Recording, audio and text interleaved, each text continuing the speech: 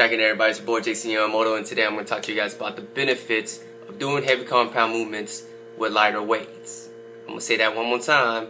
I'm going to talk to you guys about the benefits of doing heavy compound movements with lighter weights.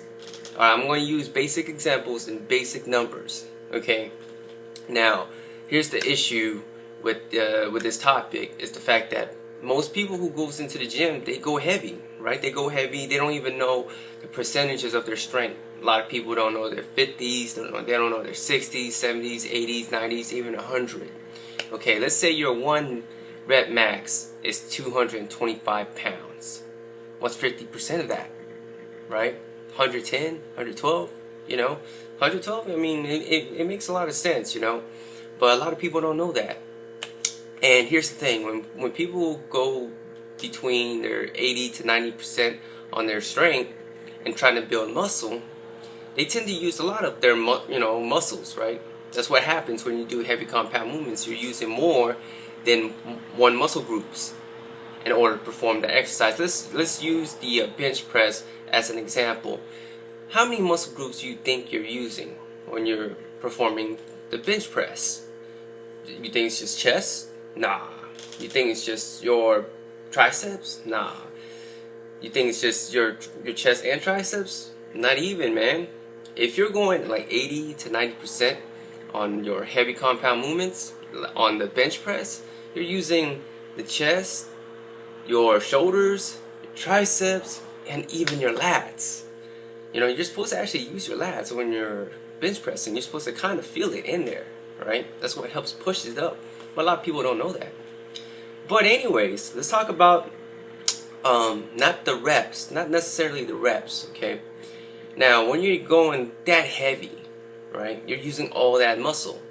But if you're just trying to concentrate on the chest and triceps because you haven't really noticed any development, you're getting bulkier, but you're not really seeing any development. It's because you're going too heavy. So what you need to do, you need to drop it down to your 50%, 60%, if you know, around that area, and practice on the contraction of your muscle, right, and the movement, and practicing on the form of the movement. Now, it doesn't necessarily make you look like a weakling or you're tracking backwards or anything. It's the fact that you're actually using the correct muscles when you're performing at lighter weights. And when you do that, because you're concentrating on the contraction and the movement, you're actually getting stronger, right? People think, oh, you got to lift heavy in order to grow stronger, which is true, but at the same time, practicing at lighter weights will also be a benefit to you, reduce injury, grow stronger. That's also a really good benefit, grow stronger, because you're not causing any injury. And I'm going to say this over and over in all my new videos, that in order to become stronger, you can't get injured. So what we're trying to do is reduce injuries while you're training, because you can't perform when you're injured, right? And I'll be the first one to say that I've injured myself a few times already. Now, with that being said, guys, you know, the benefits are strong doing heavy compound movements with lighter weights. Don't be the guy saying, you know what, I can hit these weights, but your form sucks and you're not practicing on the contraction of your muscle groups, okay? You know, when you're starting to walk, you know, you have to practice crawling, right? And then all of a sudden you got to practice standing up, and then you take your little bitty little steps, you know, 1, 2, 1, 2, you fall again, you crawl, you stand up, and then you take another 2 steps. I mean, it takes time. So that's the benefits of doing heavy compound movements with lighter weights. So think again next time when you're going to the gym and you're trying to figure out what your training plan is going to be.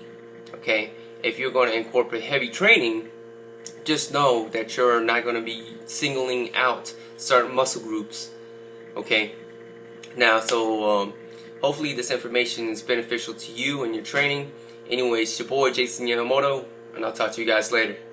9, 3